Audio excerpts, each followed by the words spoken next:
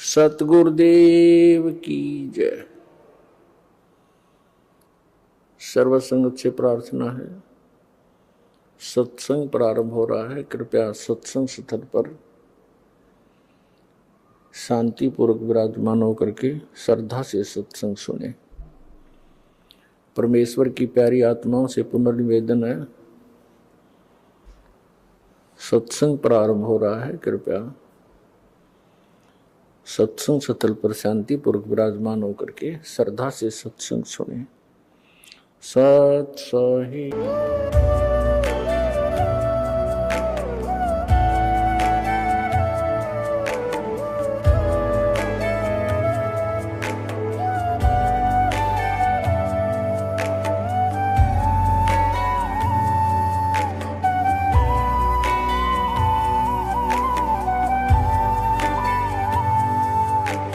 जब लग गुरु मिले न साचा, तब लग गुरु करो 10 पांचा।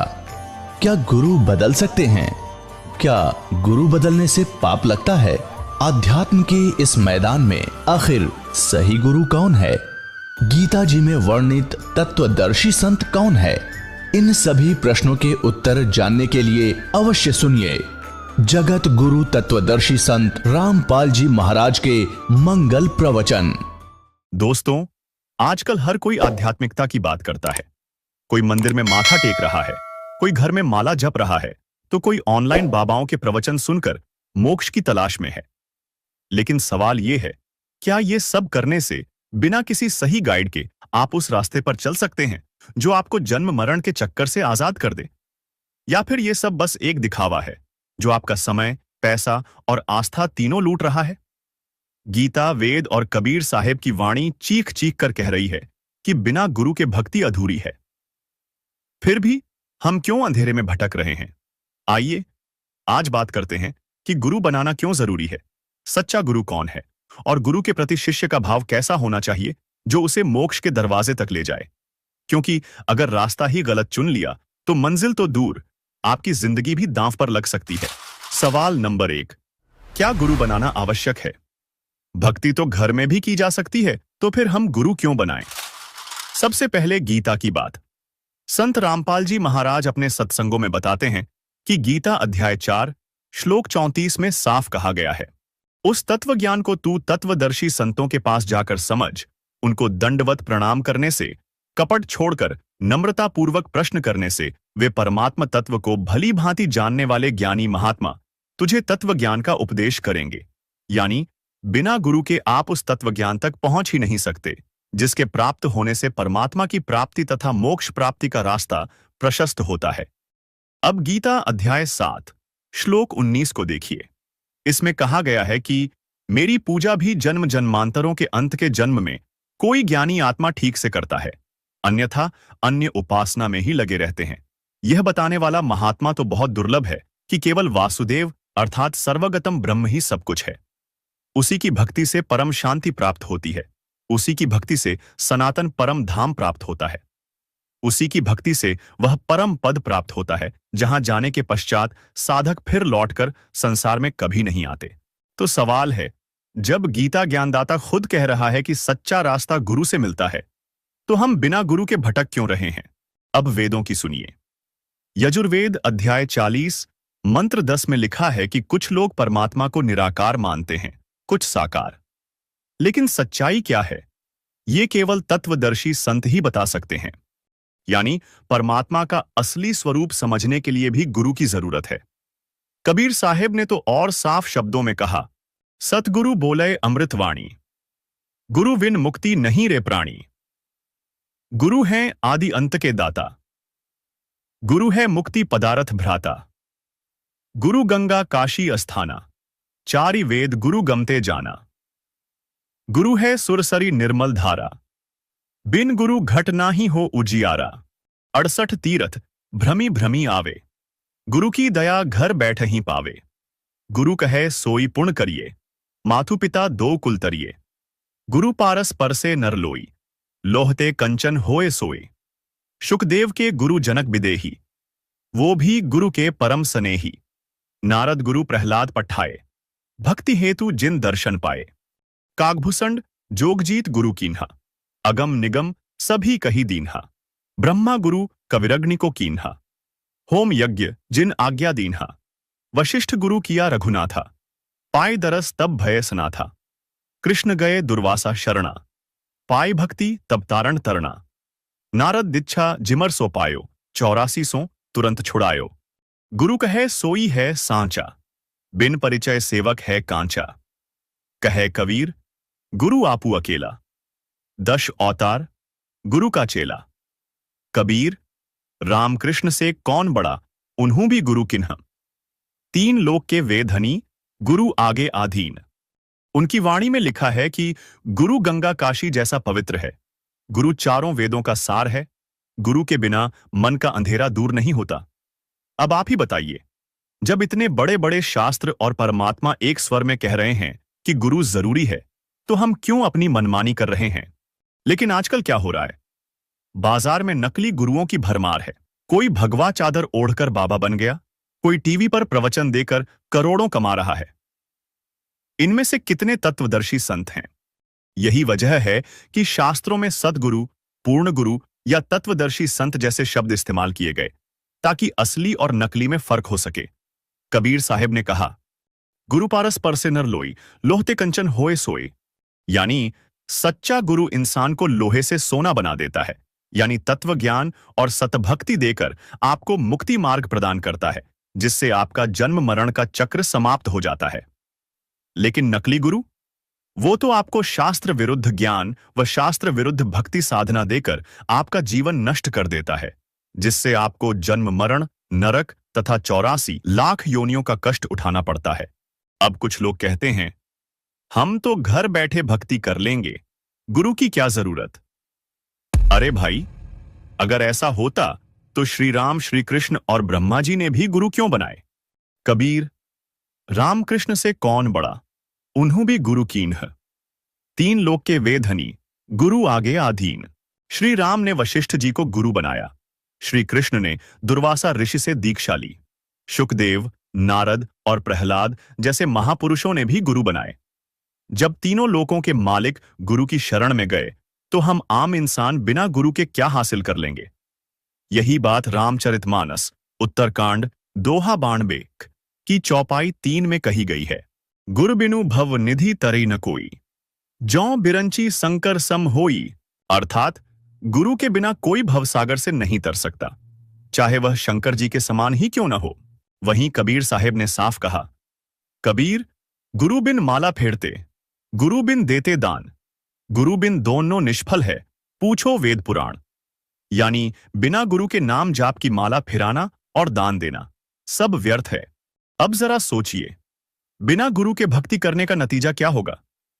कबीर परमेश्वर ने हमें समझाने के लिए साफ शब्दों में कहा, कबीर पीछे लाग गया जाऊं था मैं लोकवेद के साथ, रास्ते में सतगुरु मिले, दीपक दीन्हा हाथ। भावार्थ है कि मैं लोकवेद के आधार से भक्ति कर रहा था, अर्थात शास्त्र विरुद्ध साधना के मार्ग पर चल रहा था। एक दिन तत्वदर्शी संत भक्ति के मार्ग पर मिल गए। उन्होंने शास्त्र विधि अनुसार शास्त्र प्रमाणित साधना रूपी दीपक दे दिया, अर्थात शास्त्रानुकूल साधना का ज्ञान कराया, तो जीवन नष्ट होने से बच गया। इस वाणी में कबीर साहिब ने शास्त्रों के खिलाफ की जाने वाली भक्ति क्रियाओं को लोकवेद कहा, यानी वो भक्ति जो सुन सुनाकर देखा देखी चल रही है। मंदिर में घंटा बजाना, तीज त्योहार पर पूजा करना या मूर्ति पूजा आदि करना, ये सब लोकवेद है। गीता अध्याय 16 श्लोक 23 में साफ लिखा है कि शास्त्रों के विरुद्ध मनमानी भक्ति करने से न सुख मिलता है, न सिद्ध, न मोक्ष। फिर श्लोक 24 में कहा गया कि कर्तव्य और अकर्तव्य की व्यवस्था में शास्त्र ही प्रमाण है। तो जब शास्त्र कह रहे हैं कि गुरु बनाओ, उनसे तत्व ज्ञान लो, तो हम अपनी मर्जी की भक्ति क्यों कर रहे हैं? आजकल लोग क्या करते हैं, कोई पंडित से मंत्र ले लेता है, कोई बिना समझे जप शुरू कर देता है। लेकिन कबीर साहिब ने कहा, कबीर गुरु बिन काहू न पाया ज्ञाना, ज्यों थोथा भुस छड़े मूड किसाना। कबीर गुरु बिन वेद पढ़े जो प्राणी, समझ है न सार रहे अज्ञानी। यानी बिना गुरु के वेद पढ़ने से भी उसका ज्ञान नहीं समझा जा सकता। गुरु वो दीपक है जो अंधेरे में रास्ता दिखाता है। कबीर साहेब की वाणी में लिखा है, रास्ते में सतगुरु मिले दीपक दीन्हा हाथ। यानी सतगुरु ने शास्त्रानुकूल साधना का ज्ञान दिया तो साधक का जीवन बच गया, लेकिन बिना गुरु के वो तो भूसे की तरह उड़ जाता है, यानी नष्ट हो जाता है। जैसे मूर्ख किसान बिना समझे फसल बर्बाद कर देता है। लेकिन कुछ लोगों का कहना है कि भक्ति तो हम स्वयं घर में कर सकते हैं, गुरु बनाने की कोई आवश्यकता नहीं है। तो इसका निर्णायक ज्ञान सुनिए संत रामपाल जी महाराज के मुखारबिंद से। जब तक आत्मा को उसका असली आहार नहीं मिलेगा या उठ नहीं सकती, उभर नहीं सकती, और वो उभारने का तरीका परमात्मा की वो वाणी सूक्ष्म वेद वाली इसको मिले, और वो उस वाणी का फिर बोलने वाला अधिकारी हो। आम व्यक्ति भी इस वाणी ने सुनाए जा उसका असर नहीं हो सकता। उदाहरण के लिए जैसे एक राजा था, उसकी रानी धार्मिक थी, गुरु बना रखा था, उसने पता था गुरु बिन मोक्ष नहीं होता, पिछले संस्कार थे। राजा इस बात का विरोधी था कि गुरु बनाने की क्या आवश्यकता, भक्ति घर पे भी कर सकते हैं, गुरु से उपदेश लेना क्या जरूरी है। लेकिन वो अपनी पत्नी को विवश नहीं कर सकता था, कुछ धार्मिकता उसके अंदर भी शेष थी। तो उसने एक दिन अपनी पत्नी से कहा कि मैं आपके गुरुजी से 2 बात करूंगा, मेरे प्रश्न का उत्तर देगा वो। उसकी पत्नी ने कहा कि सब बच्चा से बात करिए, मेरे गुरुजी से आपको सब उत्तर देंगे। उसके साथ उनके आश्रम में चले गए अपनी पत्नी के साथ। अब राजा ने जाति प्रश्न किया कि महाराज, आप जो जनता को भ्रमित कर रहे हो कि गुरु नाम दे तभी बात बने, राम राम तक घर बैठ के भी कर ले, कोई कर ले, इसमें क्या क्या दिक्कत आती है? आप लोगों ने तो अपनी रोजी का जीविका बना रखी है दुनिया को भ्रमित करके। अपने आत्माओं परमात्मा जगह जगह आते रहते हैं, अपनी प्यारी आत्माओं को समझाते रहे हैं। कहीं भी जाकर वो किसी साधु संत के रूप में कुछ दिन रहते थे, फिर चले जाते थे। वहाँ जो पुण्य आत्मा होती थी वो आ जाती थी, उनसे आशीर्वाद से धर्म पुण्य करवा कर उनको चार्ज कर जाते थे। इस समय के लिए वो भक्ति को जीवित रखना चाहते थे। तो परमात्मा यानी उस संत जी ने कहा कि राजन, एक विस्तार के साथ आपको बताना पड़ेगा। अब 2 शब्दों में इसका उत्तर मैं दे नहीं सकता, और मुझे और भी बहुत भक्त बैठे, इनसे मिलना है। मैं कभी आपके घर आऊंगा तब इसका उत्तर दूंगा। राजा ने सोचा, और अच्छा वहाँ आराम से इसका मगज चाटूंगा, वहाँ जाएगा तो अच्छी बात है, ठीक है जी। समय बता दिया कि उस दिन आऊंगा, तीसरे दिन, और इस समय आऊंगा। अब राजा इंतजार कर रहा था, और रास्ते में पहरेदारों उन जो खड़े थे सैनिक अंग रक्षक, उनको बोल दिया था कि साधु आएंगे, उनको आने देना, रोकना नहीं। स्वयं सिंहासन पर विराजमान होकर बैठा था, सामने आसपास मंत्री खड़े थे, सैनिक अंग रक्षक खड़े थे राजा के। अब ज्यों ही संत जी वहां राजा के पास पहुंचे, वहां सैनिक खड़े थे, सिपाही खड़े थे। उन सिपाहियों से संत ने कहा कि इसे अरेस्ट कर लो, इसको गिरफ्तार करो। किसको? राजा को। राजा की तरफ संकेत कर रहा था कि सैनिकों, इसे गिरफ्तार करो। एक बार कहा, राजा ने सोचा वैसे मजाक कर रहे हैं। दूसरी बार सीरियसली कहा तो राजा ने सोचा ये तो भी बकवाद कर रहा है। तो राजा ने कहा कि सैनिकों, इसको अरेस्ट करो। इतना ही कहा था, सैनिकों ने, सिपाहियों ने उस महात्मा को चारों तरफ से जकड़ लिया। अगले आदेश की इंतजार कर रहे थे कि इसका क्या करें। तब संत जी ने कहा कि महाराज, आप राजन आए अतिथि का, साधु संत का सत्कार करा करते हैं, कैसे बेइज्जती किया करते हैं। तो राजा ने कहा कि आप बात ही कुछ ऐसी कर रहे हो तो ऐसे व्यक्ति को क्या सत्कार दिया जाए, आप क्या बकवास कर रहे हो। संत जी ने कहा, मैं आपके उस प्रश्न का उत्तर दे रहा हूं जो आपने परसों पूछा था मेरे आश्रम में जाके, कि गुरु जी की क्या आवश्यकता है, भक्ति तो हम खुद भी कर सकते हैं। राजा बोला, ये खाक उत्तर दिया, तो आप तो मेरी गद्दी पर कब्जा करना चाहते हो कि तेरी गद्दी को तो मैं थूकूं भी को नहीं। पर बात सुनने में जो बात बताना चाहता था कि जैसे आज आपके वर्ड में पावर है, आपके शब्द में शक्ति है, मैंने वही शब्द बोला कि इसे अरेस्ट करो, गिरफ्तार करो, ये सैनिक टस से मस नहीं हुए, और आपने वही शब्द बोले इसे गिरफ्तार करो, इन्होंने एक सेकंड की देर नहीं करी, तुरंत गति में आगे। इसी प्रकार संत की शब्द में शक्ति होती है, जो वचन वाणी सत्संग वो करेंगे उससे तुरंत असर होता है, उसको आम आदमी बकता रहो उसे कोई असर नहीं होगा। और यही कारण रहा कि आज तक इन महापुरुषों की वाणी ग्रंथ बनाकर भी लोग जाप करते रहे, इसका पाठ भी करते रहे। कबीर साहिब के कबीर सागर से मूल पाठ बनाकर संध्या सुबह दोपहर शाम करते रहे, उनसे असर नहीं हुआ, क्योंकि वो अधिकारी के मुख से नहीं प्राप्त था, आदेश नहीं था। तो अब इस दास को परमात्मा ने भेजा है आपके लिए अधिकारी बनाकर, और complete in all respect course देकर, और अब आपका पूरे विश्व का कल्याण हो सकता है जब शरण में आकर भक्ति करोगे।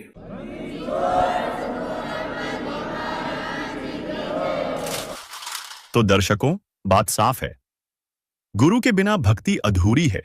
चाहे आप कितने मंदिर घूम आएं, कितने मंत्र जप लें, बिना गुरु के सब व्यर्थ है। शास्त्रों में साफ लिखा है, गुरु होना अति आवश्यक है। सवाल नंबर 2, क्या हर गुरु सच्चा होता है? आजकल गुरु बनना फैशन हो गया है। कोई भक्तों को ठग रहा है, कोई मंदिर बनवाकर चंदा बटोर रहा है, तो कोई कथा के नाम पर लाखों करोड़ों कमा रहा है। लेकिन सवाल यह है, क्या ये लोग वाकई गुरु हैं? क्या इन्हें कथा करने का अधिकार है? क्या इनके पास वो ज्ञान है जो आपकी जिंदगी को बदल दे, मोक्ष प्रदान करवा दे, या ये सिर्फ आपके विश्वास का सौदा कर रहे हैं? दोस्तों, हर गुरु सच्चा नहीं होता। आज गुरु बनना एक बिजनेस बन चुका है, और इस बिजनेस में आम आदमी की आस्था और उसका पैसा ही सबसे बड़ा माल है। लेकिन जब बात सच्चे गुरु की आती है, तो क्या आप जानते हैं कि सच्चा गुरु कौन होता है? आइए इसकी पड़ताल करते हैं, एक पुरानी कथा और कुछ तथ्यों के साथ। सबसे पहले एक सत्य कथा जो संत रामपाल जी महाराज अपने सत्संगों में बताते हैं। द्वापर युग के अंत होने के समय की बात है। राजा परीक्षित को एक ऋषि के श्राप के कारण 7वें दिन तक्षक सर्प डसने वाला था। उनके उद्धार के लिए 7 दिन तक श्रीमद् भागवत सुधा सागर की कथा सुनाने का फैसला हुआ। दुनिया भर के पंडितों और ऋषियों से गुहार लगाई गई कि आओ कथा सुनाओ, लेकिन क्या हुआ, सभी ने हाथ खड़े कर दिए। यहां तक कि वेद व्यास जी, जिन्होंने श्रीमद् भागवत सुधा सागर लिखी, उन्होंने भी मना कर दिया। क्यों? क्योंकि वो जानते थे कि वो इस कथा को सुनाने के अधिकारी नहीं हैं। आखिरकार स्वर्ग से सुखदेव ऋषि को बुलाया गया, जिनके 7 दिन कथा सुनाने से राजा परीक्षित का मोह संसार से छूटा। तक्षक ने उन्हें डसा और उनकी मृत्यु हो गई। लेकिन उनके पुण्य और सुखदेव जी की कथा के कारण उन्हें स्वर्ग की प्राप्ति हुई, क्योंकि परमात्मा का विधान है, कबीर जहां आशा तहां बासा होई, मन कर्म वचन सुमरियो सोई। गीता अध्याय 8 श्लोक 6 में भी यही प्रमाण है कि हे भारत, परमात्मा का यह विधान है कि जो अंत समय में जिसमें आस्था रखकर स्मरण करता है, वह उसी को प्राप्त होता है। दोस्तों, स्वर्ग में सुख भोगने के पश्चात राजा परीक्षित वाली आत्मा वापस नरक में और फिर 1,84 में चक्कर काटेगी। ये काल ब्रह्म के 21 ब्रह्मांड का हार्ड एंड फास्ट रूल है, अर्थात अटल नियम है। लेकिन यह उपलब्धि भी 3 लोक के अधिकारी गुरु बिना प्राप्त नहीं हो सकती। अब सोचिए, अगर गलत गुरु कथा सुनाता तो क्या राजा परीक्षित को स्वर्ग प्राप्ति होती? नहीं। यह बताता है कि गुरु का अधिकारी होना बहुत जरूरी है। एक और उदाहरण सुनिए। जब प्रधानमंत्री किसी शहर में आ रहा हो तो उससे पहले कुछ लोग मंच पर गाना गाते हैं, भाषण देते हैं, ताकि भीड़ को प्रभावित किया जा सके। लेकिन वे जो कह रहे होते हैं उनमें से एक बात भी करने में सक्षम नहीं होते। प्रधानमंत्री आता है, 2 शब्द बोलता है, आगरा में स्कूल बनावा दो, रोहतक से झज्जर जाने के लिए 4 लाइन सड़क बनावा दो, और अगले दिन ही काम शुरू हो जाता है। क्यों? क्योंकि प्रधानमंत्री के शब्दों में शक्ति है। और यदि यही बात आप और हम जैसा आम व्यक्ति कहे तो हमारी बड़ी मूर्खता होगी, क्योंकि हमारे वचन में इतनी शक्ति नहीं है। जबकि प्रधानमंत्री के लिए यह सब साधारण बात है। लेकिन आज के गुरु, वो तो सिर्फ मंच पर गाना गाने का काम कर रहे हैं, आपके विश्वास का मनोरंजन कर रहे हैं, और आप तालियां बजा रहे हैं, जो कि इन गुरुओं की बड़ी मूर्खता है। इससे यह बात स्पष्ट होती है कि किसी को भी गुरु बनाना ठीक नहीं है, बल्कि अधिकारी गुरु यानी पूर्ण गुरु होना अति आवश्यक है, तभी लाभ संभव है। तो अब सवाल यह है, आप अपने गुरु को कैसे परखेंगे? क्या वो आपको शास्त्र अनुकूल भक्ति का रास्ता दिखा रहा है, या सिर्फ आपकी आस्था और पैसे का सौदा कर रहा है? आजकल फर्जी गुरुओं की बाढ़ आ गई है। कोई जादू दिखाकर भक्त बनाता है, कोई डर दिखाकर। लेकिन सच्चा गुरु डर नहीं, ज्ञान देता है। वो आपको शास्त्रों की गहराई में ले जाता है, न कि सिर्फ कहानियां सुनाता है। तो पूर्ण गुरु को परखने का समाधान भी कबीर परमेश्वर की अमरवाणी यानी सूक्ष्म वेद तथा पवित्र श्रीमद् भगवद गीता में विद्यमान है। क्या बताया है कि ये एक संसार रूपी उल्टा लटका हुआ वृक्ष समझो, पूरा विश्व सब ब्रह्मांडों समेत, और जिसकी ऊपर को जड़ है, नीचे को तीनों गुण रूपी शाखा है। श्रीमद् भगवद गीता अध्याय नंबर 15 के श्लोक नंबर 1 से लेकर 4 में ये स्पष्ट किया है। इस उल्टे लटके हुए संसार रूपी वृक्ष की जानकारी दी है। अब आपको ये उल्टा लटका हुआ संसार रूपी वृक्ष दिखाते हैं, फिर आसानी से जो दास सब सदग्रंथों से रूबरू करने जा रहा है, आपको आसानी से समझ जाएंगे। देखिएगा, ये समझो एक संसार रूपी वृक्ष है पूरा।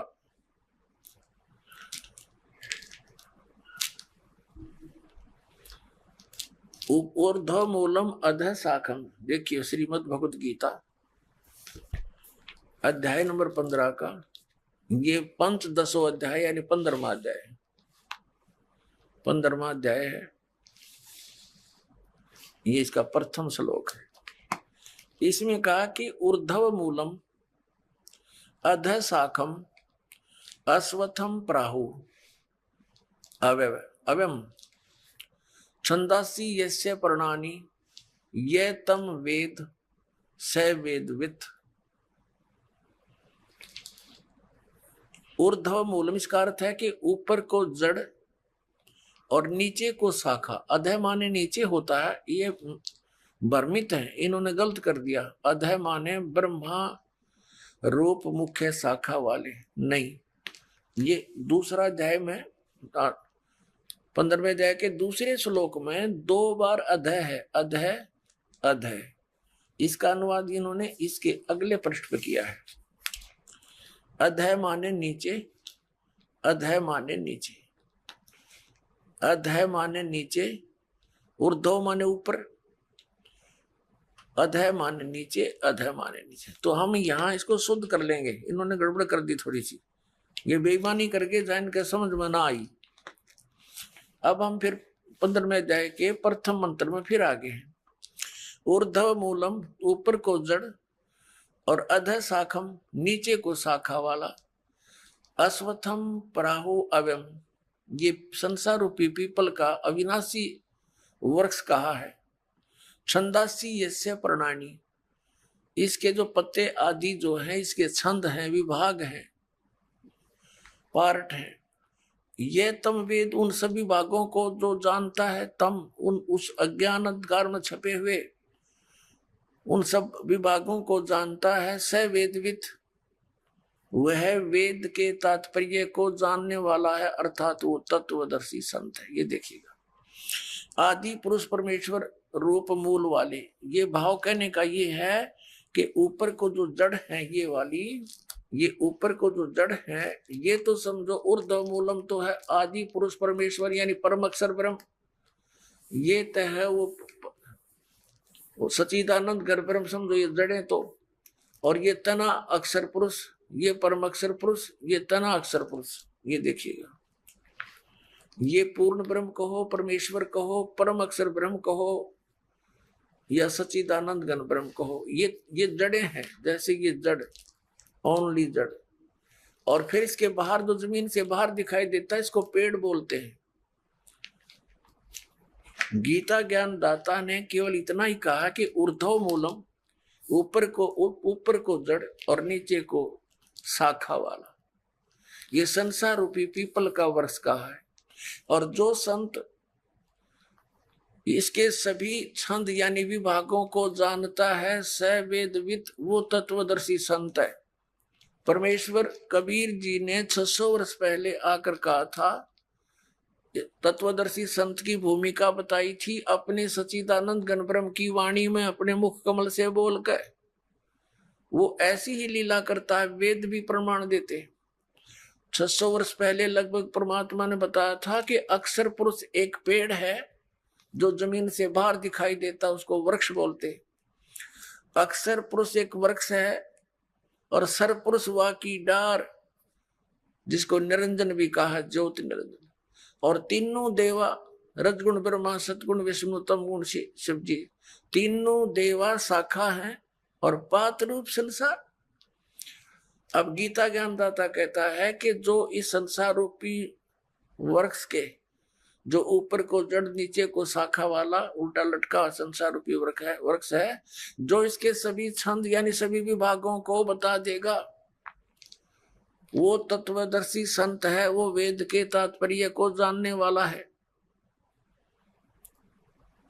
अब देखिएगा, परमात्मा ने 600 वर्ष पहले बता दिया था कि अक्षर पुरुष एक पेड़ है, ज्योति निरंजन यानी सरपुरुष वा की डार, और तीनों देवा शाखा है, ये पात रूप संसार। अब देखो, परमात्मा ने बताया कबीर अक्षर पुरुष एक पेड़ है, निरंजन वा की डार, इसको सर पुरुष भी कहते हैं, ज्योति निरंजन को। और तीनों देवा, रजगुण ब्रह्मा, सतगुण विष्णु, तम गुण शिव जी रूपी शाखा है, ये पात रूप संसार। ये देखिएगा, ये क्योंकि ये जमीन से, ये प्रोक्ष है, पूर्ण परमात्मा तो गुप्त है। जमीन में जैसे जड़ प्रोक्ष होती है, जमीन में जैसे जड़ प्रोक्ष होती है। अब ये तना, ये अक्षर पुरुष है, अक्षर पुरुष एक पेड़ है और सर पुरुष वह की डार, ये मोटी डार। सर पुरुष कहो, ज्योति निरंजन कहो, काल ब्रह्म कहो। और तीनों देवा, रजगुण ब्रह्मा, सतगुण विष्णु, तम गुण शिव जी, ये शाखा है। और पात रूप संसार। तो सच्चिदानंद घन ब्रह्म की वाणी में ये कंप्लीट ज्ञान लिखा हुआ है। गीता जी के अध्याय नंबर 4 के श्लोक नंबर 32 का ये निष्कर्ष है कि उस सच्चिदानंद घन ब्रह्म की वाणी में सब साधना यानी धार्मिक अनुष्ठानों की जानकारी बहुत विस्तार के साथ और यथार्थता से दे रखी है। उससे पूछो। और तत्वदर्शी संत की पहचान बता दी कि वो तत्वदर्शी संत बताएंगे तो कैसा होगा वो, जो संसार रूपी वृक्ष के सभी विभागों को बता देगा। स वेदवित, वह वेद के तात्पर्य को जानने वाला है, अर्थात वो तत्वदर्शी संत है। देखना, अब हम पढ़ रहे हैं, इन्हीं की वाणी पढ़ेंगे। आदि पुरुष परमेश्वर मूल वाले, अधः शाखम, नीचे को शाखा, ये गलत अनुवाद किया है, बेईमानी कर रखी है। और संसार रूपी पीपल के वृक्ष को अविनाशी कहते हैं, वेद जिसके पत्ते कहे गए, संतों का अर्थ वेद कर दिया। और उस संसार रूप वृक्ष को जो पुरुष मूल सहित जड़ से लेकर और पत्तों तक, ये समझो, मूल सहित तत्व से जानता है, स वेदवित, स वेदवित, वह वेद के तात्पर्य को जानने वाला है। वो तत्वदर्शी संत है, वो वास्तव में ज्ञानी तत्वदर्शी संत।